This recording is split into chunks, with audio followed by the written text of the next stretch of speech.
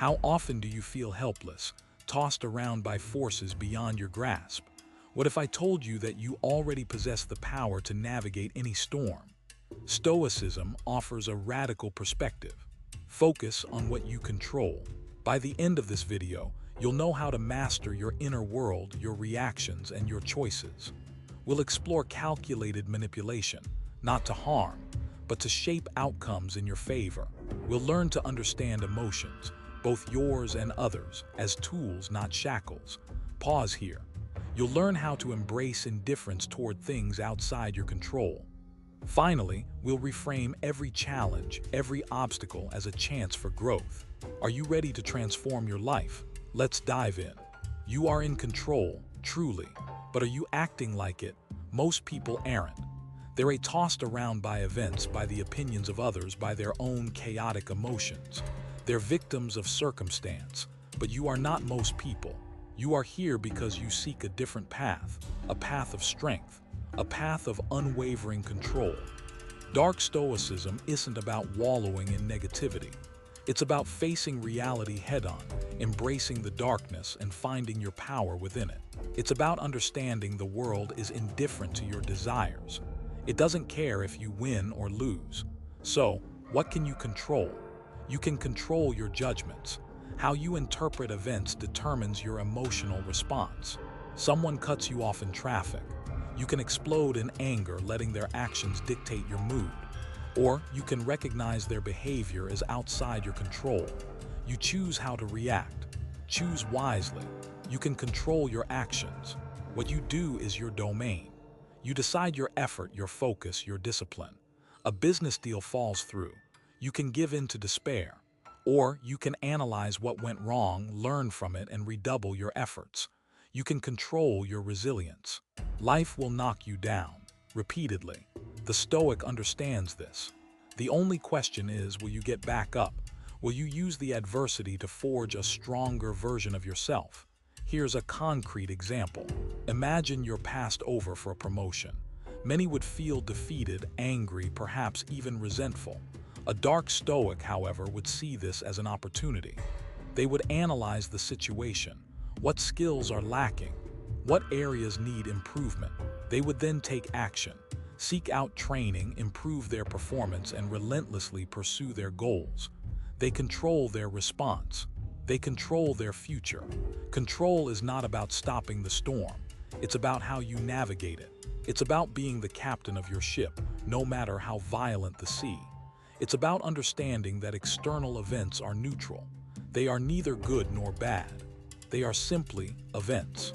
It is your judgment, your actions, your resilience that gives them meaning. So, as you move forward, ask yourself, in what areas of my life am I surrendering control? And what concrete steps can I take today to reclaim it? Here's your script. Do you ever feel like you're at the mercy of other people's actions? That your emotions are constantly being tossed around like a ship in a storm? Well, what if I told you that you could navigate these storms with a steady hand by employing calculated manipulation? It's time to take back control. First, let's be clear. I'm not advocating for deceit. We're talking about understanding human nature and using that understanding to shape outcomes. Think of it as advanced social engineering, but with a Stoic foundation. Remember the dichotomy of control. We focus on what we can influence, not what we can't. Begin by observing. Truly observe. Watch how people react in different situations. What motivates them? What are their fears? What are their weaknesses? This isn't about judging.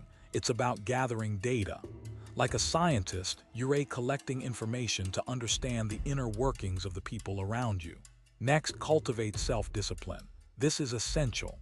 To wield influence effectively, you must be in control of yourself. Master your impulses. Learn to delay gratification. Resilience is key. When things don't go as planned and they bounce back, use these setbacks as learning opportunities. Now, consider your goals. What outcome do you desire? Once you know your objective, start strategically. Let's say you need a promotion. Instead of directly demanding it, start by demonstrating your value. Take on extra responsibilities. Exceed expectations. Build rapport with your superiors. Show them how your success benefits them. Calculated, strategic. A concrete example. Imagine a colleague is consistently late on deadlines, creating problems for your team. Complaining won't work. Instead, subtly highlight the benefits of meeting deadlines. When we deliver on time, we look good to upper management, which reflects well on the whole team. This is calculated because it appeals to their self-interest. This is not an easy path. It demands patience, self-awareness, and a commitment to continuous learning. It requires you to be comfortable with challenging situations. Mastering this skill, like any skill, takes practice. You will make mistakes. Learn from them. Adjust your approach. Refine your strategies.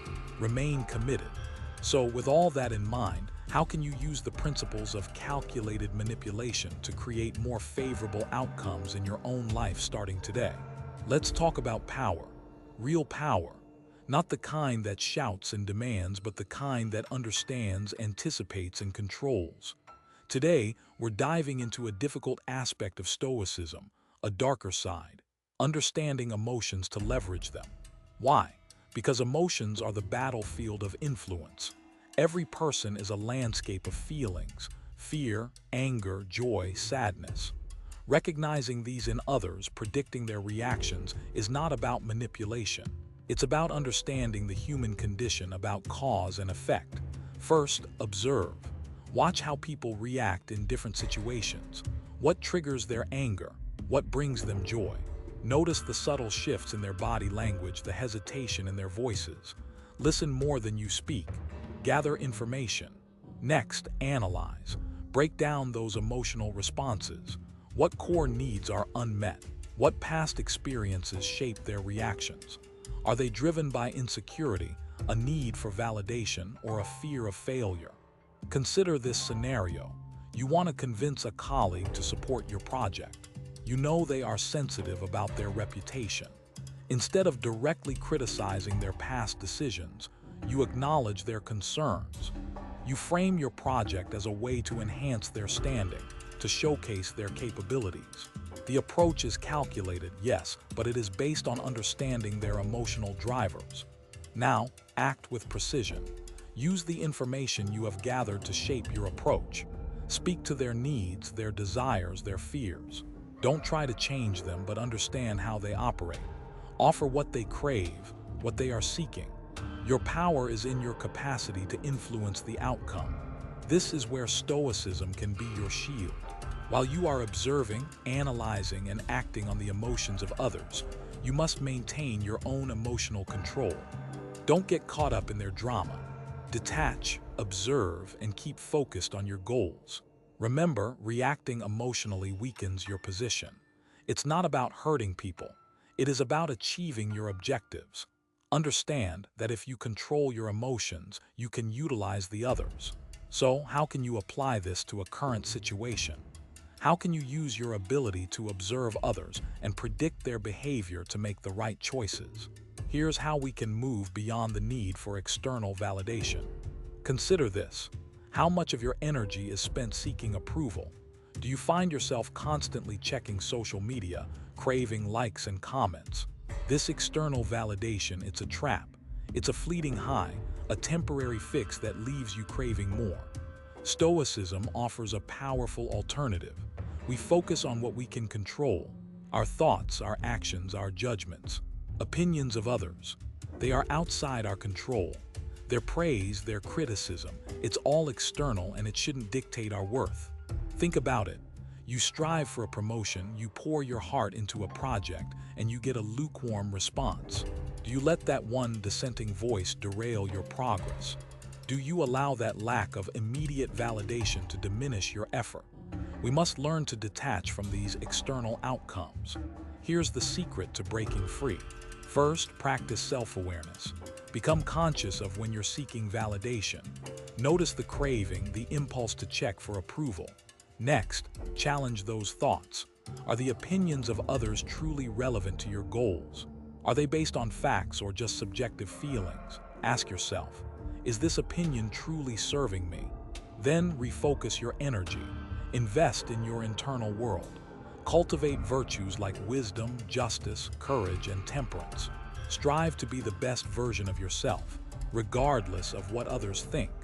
Let me give you a concrete example. Imagine you're a writer who publishes a piece and receives harsh criticism. Instead of spiraling into self-doubt, you can choose a stoic response. You acknowledge their opinion but don't let it define your work. You ask, is there any truth in their words that I can use to improve my craft? You analyze the feedback dispassionately, extract valuable insights, and then move forward with your writing. This takes practice. The key is to build a strong internal foundation so that the external world can't shake you. Remember, your worth is not determined by the whims of others. It's determined by your character, your effort, and your commitment to living a virtuous life.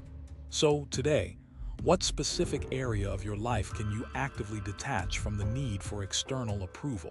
How can you shift your focus to cultivating inner resilience and self-respect? Let's bring it home. In our journey through Stoicism, we've stared into the shadows. Remember the greatest insight.